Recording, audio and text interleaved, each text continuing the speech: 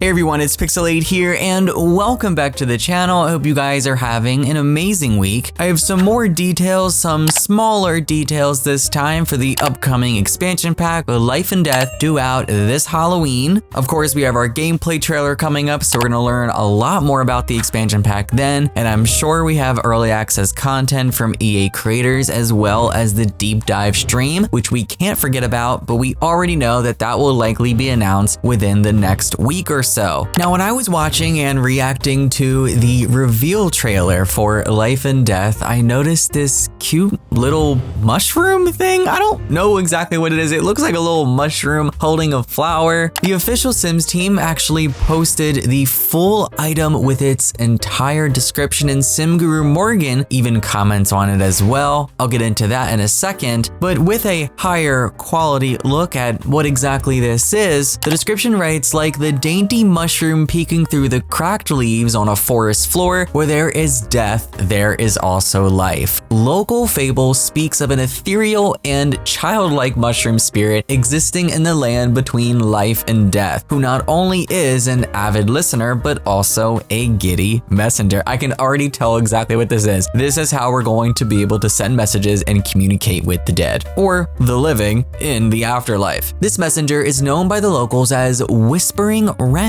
Zinnia flowers are also considered very special. It's thought that the stems of zinnias were hollowed out by Wren to record the echoes of a spoken message so it can then be delivered to the deceased. It's believed that whispering your message to the bushiest of zinnias will send Wren skipping away to find your lost love to softly relay your note in the otherworldly slumber. These decorative statues represent the beloved Whispering Wren messenger statue, can be used to leave a message for your deceased loved ones. SimGuru Bat reveals that they actually got to design this, and SimGuru Morgan confirms that it is a sweet little memorial item where you can leave messages for those you've lost. And they write, I'm not crying. Also, we got a look at one of the brand new swing sets in the reveal trailer. Of course, it went right over my head. That's exciting to see coming to the pack. SimGuru Morgan does also confirm that the pack has two brand new swing sets. You can probably see the other one in some screenshots or the trailer if you look closely. Oh geez, now I gotta go back and look through and try to find the other swing set. But I love how they bury lots of stuff in these trailers, from big and blatantly obvious all the way down to the tiny details. I do have a video planned going over all the confirmed features and absolutely everything that we know about Life and Death so far, coming to you guys in the near future. That is, of course, until new stuff is revealed, but if there is anything new between now and when that video goes up, I will include it. So on the official cover art, the official render for Life and Death, you might actually recognize a sim or two. SimGuru Bat writes that Mohawk, it strikes a memory, in which SimGuru Morgan responds, there's a fun little detail in the hairdo that might give a hint. Who concepted that again? They must have been incredibly clever. And if you zoom in on that Mohawk, one user on Twitter points out that his hair intentionally imitates the style of Grimm's scythe. This, of course, again, was concepted by SimGuru Bat. SimGuru Morgan quotes writing, someone has a sharp eye. SimGuru Bat's idea